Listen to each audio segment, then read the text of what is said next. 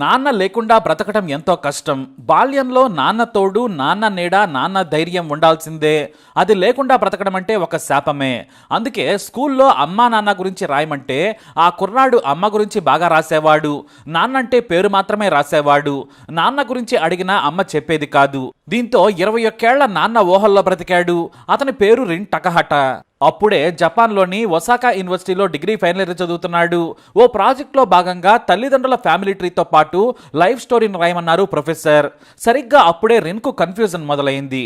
తన తల్లి, తాత, అమ్మమ్మ నుంచి మేనమామల వరకు రాశాడు. కానీ తండ్రి వైపు గురించి ఏమీ రాయలేకపోయాడు. తన తండ్రి పేరు తెలుసు, సుఖ్పాల్ సింగ్. ఉండేదేమో భారత్లో.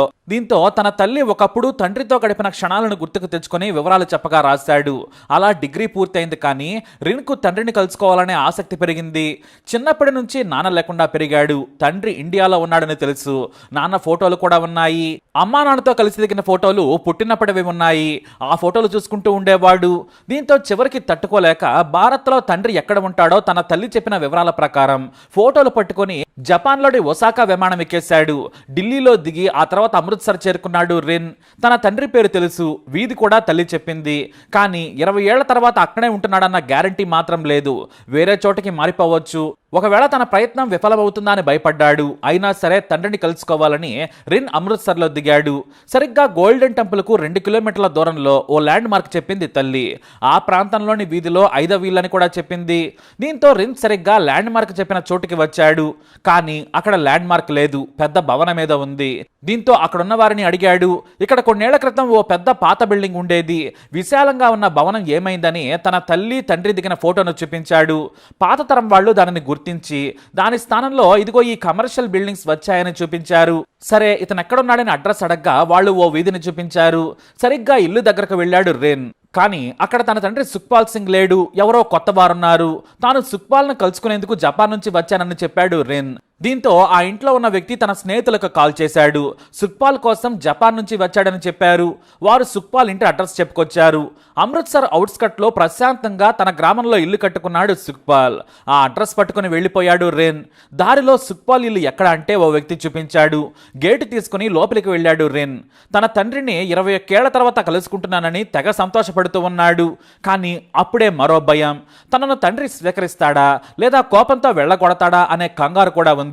తన తండ్రికి పెళ్ళై ఉండొచ్చు, పిల్లలు కూడా ఉండొచ్చని రిన్కి చెమటలు పడుతూ ఉన్నాయి. అలాగే వెళ్ళి కాలింగ్ బెల్ నొక్కేశాడు. ఇల్లు కొత్తగానే ఉంది.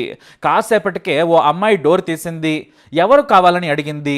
సుఖ్పాల్ సింగ్ కావాలని చెప్పాడు రింగ్. మరి మీరెవరంటే నేను అతని కొడుకునని చెప్పగానే ఆ అమ్మాయి షాక్ అయిపోయింది.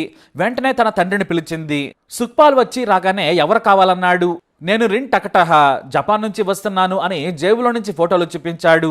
ఆ ఫోటోలు చూపిస్తూ నేనే రిన్ అని తండ్రి చేతిలో ఆ ఫోటోలు పెట్టాడు. అంతే, సుఖ్పాల్కు ఒక్కసారిగా గుండె ఆగినంత పనైపోయింది. గట్టిగా రిన్ని హత్తుకున్నాడు. తనివి తీరా 21 ఏళ్ల కొడుకును హత్తుకుని ఏడ్చేశాడు సుఖ్పాల్. ఇటు కొడుకు రిన్ కూడా ఏడ్చాడు. నా కోసం వచ్చినందుకు థ్యాంక్స్ అంటూ కొడుకును పదే పదే హత్తుకుని మురిసిపోయాడు సుఖ్పాల్. అప్పుడే నీ చెల్లెలంటూ అవిలనాను పరిచయం చేశాడు. నీ పిన్ని అంటూ భార్యను కూడా పరిచయం చేశాడు.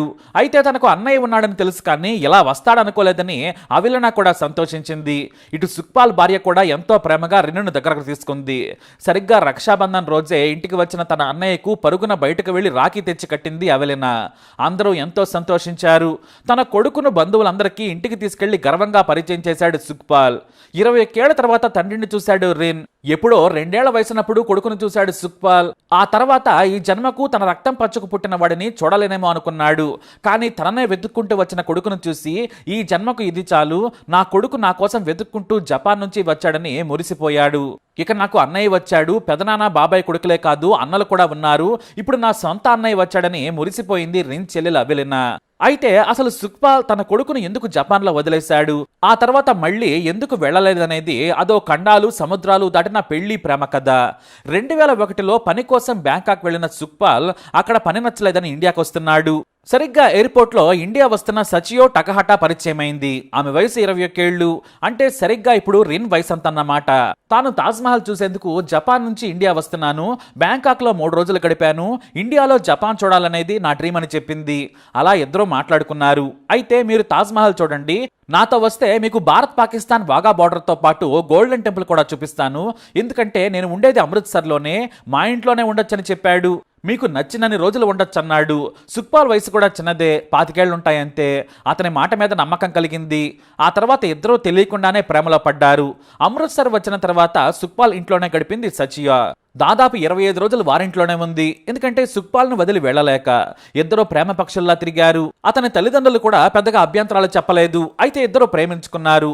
నేను జపాన్ వెళ్ళాక స్పాన్సర్షిప్ పేపర్స్ పంపిస్తాను, నువ్వు వస్తావా అని అడిగింది. నీ కోసం ఎక్కడికైనా వస్తానని చెప్పాడు సుఖ్పాల్. ఆ తర్వాత 2002లో రెక్కలు కట్టుకుని జపాన్ వెళ్ళాడు. అక్కడ ఇద్దరు పెళ్లి చేసుకున్నారు. ఏడాది తర్వాత 2003లో సుఖ్పాల్ సచియోలకు కొడుకు పుట్టాడు. కానీ ఇద్దరు కలిసి ఉద్యోగాలు చేసుకుంటున్న సమయంలో విభేదాలు వచ్చాయి. దీంతో తనతో పాటు ఇండియా వస్తే హాయిగా చూసుకుంటానని చెప్పాడు సుఖ్పాల్, కానీ తను రానని చెప్పింది. దీంతో గొడవపడి భారత్ వచ్చేశాడు సుఖ్పాల్. కానీ దూరమైన తర్వాత తన భర్త మీద మళ్లీ ప్రేమ పుట్టడంతో కొడుకుతో పాటు భారత్ వచ్చేసింది సచియో. ఇద్దరు కలిసి 3 నెలలు భారత్లోనే ఉన్నారు. అయితే జపాన్లో ఉంటేనే మన బిడ్డ జీవితం బాగుంటుంది, నువ్వు కూడా రావాలని కోరింది. సరేనని మళ్లీ భార్య కొడుకుతో వెళ్ళాడు సుఖ్పాల్. కానీ మళ్లీ విభేదాలు వచ్చాయి. సంపాదనతో పాటు కల్చరల్ డిఫరెన్సెస్ కూడా వచ్చాయి. దీంతో ఇక ఇద్దరు కలిసి ఒక నిర్ణయానికి వచ్చారు, మనం కలిసి ఉండలేం, విడాకులు తీసుకుందామని నిర్ణయం తీసుకున్నారు. అయితే తన కొడుకును తీసుకెళ్తానని సుఖ్పాల్ అడగగా తాను ఒప్పుకోనని చెప్పింది. ఇక్కడే నా కొడుకు బాగుంటాడని చెప్పుకొచ్చింది. ఇక చేసేది లేక విడాకులు తీసుకుని భారత్ వచ్చేశాడు. ఆ తర్వాత కోపంతో భార్యతో కూడా మాట్లాడలేదు, కొడుకు దూరమయ్యాడు. చాలా ఏళ్లు తన కొడుకుని మర్చిపోలేకపోయాడు సుఖ్పాల్. చిన్నపిల్లలను చూసినప్పుడల్లా తన కొడుకు కూడా ఇంత పెరిగి ఉంటాడని తన వాళ్లతో చెప్పుకునేవాడు. ఇక ఈ సమయంలోనే తల్లిదండ్రుల కోరిక మేరకు మరో పెళ్లి చేసుకున్నాడు. పాప కూడా పుట్టింది. ఇప్పుడు సుఖ్పాల్ సింగ్ కూతురు అవిలనా సింగ్ 9వ తరగతి చదువుతోంది. అలా తన జీవితంలో తానుండిపోయాడు. తన కొడుకుని ఇక కలుసుకోలేనని భార్యను తిట్టుకునేవాడు. తన కొడుకు పేరు కూడా మారిపోయింది. సుఖ్పాల్ వచ్చిన తర్వాత రిన్ టకహటా అని తన వంశం పేరే పెట్టుకుంది. పైగా తన భార్య వేరే పెళ్లి చేసుకుని ఉండొచ్చని భావించాడు సుఖ్పాల్. కానీ ఆమె పెళ్లి చేసుకోలేదు, కొడుకే జీవితంగా బ్రతుకుతోంది. సుఖ్పాల్ తనకు జపాన్ లో కొడుకు ఉన్నాడని తన భార్యకు కూడా చెప్పాడు. నీ అన్నయ్య జపాన్ లో ఉన్నాడని కూతురుకు నవ్వుతూ చెప్పేవాడు. అయితే సడన్ గా తండ్రిని వెతుక్కుంటూ వచ్చి తలుపు కొట్టడంతో సుఖ్పాల్ షాక్ అయ్యాడు. ఆ సంతోషంతో ఇప్పుడు ఉక్కిరిబిక్కిరవుతున్నాడు. తన పోలికలు తల్లి పోలికలతో కలిసి పుట్టాడని చెప్పుకుంటున్నాడు సుఖ్పాల్. అమృత్సర్లోని గోల్డెన్ టెంపుల్కి తీసుకెళ్లి రోజు ప్రార్థనలు కూడా చేయిస్తున్నాడు. మీ అమ్మ నేను ఇక్కడే మొదటిసారి ప్రేమను తెలుపుకున్నాం, ఈ టెంపుల్ మమ్మల్ని కలిపిందని కొడుకుకు నాటి ప్రేమ కథలు చెబుతూ ఉన్నాడు సుఖ్పాల్. సిక్కు ఆచారాలు నేర్పిస్తున్నాడు. ఇండియా మొత్తం చూపించే పనిలో పడ్డాడు. అయితే సుఖ్పాల్ మొదటిసారి తన భార్యతో కూడా మాట్లాడాడు. రిన్ను జాగ్రత్తగా చూసుకోవాలని ఆమె పదే పదే చెప్పడంతో నీకేం భయం వద్దు, రిన్ నా కొడుకని చెప్పాడు. నా కొడుకుని నీకంటే బాగా చూసుకుంటానని అభయం ఇచ్చాడు. కొద్ది రోజుల తర్వాత కుటుంబంతో కలిసి జపాన్ వెళ్లేందుకు సిద్ధమవుతున్నాడు సుఖ్పాల్ సింగ్. నా కొడుకు నా కూతురు వీళ్లే కదా నా లోకం, వాళ్ళు ఎక్కడ ఉంటే నా జీవితం అక్కడే అంటూ ఖుషి అయిపోతున్నాడు. కలిసి వచ్చే కాలానికి నడిచొచ్చే కొడుకంటే ఇదే కావచ్చని అందరూ సుఖ్పాల్ సంతోషాన్ని పంచుకుంటున్నారు. అలా 20 ఏళ్ల తర్వాత కొడుకు తండ్రి కోసం వెతుక్కుంటూ వెళ్లిన కథ ఇది. మరి ఈ స్టోరీపై మీ అభిప్రాయాన్ని కమెంట్ ద్వారా తెలియజేయండి. వీడియోని లైక్ చేయండి, షేర్ చేయండి, మా ఛానల్ని సబ్స్క్రైబ్ చేసుకోండి.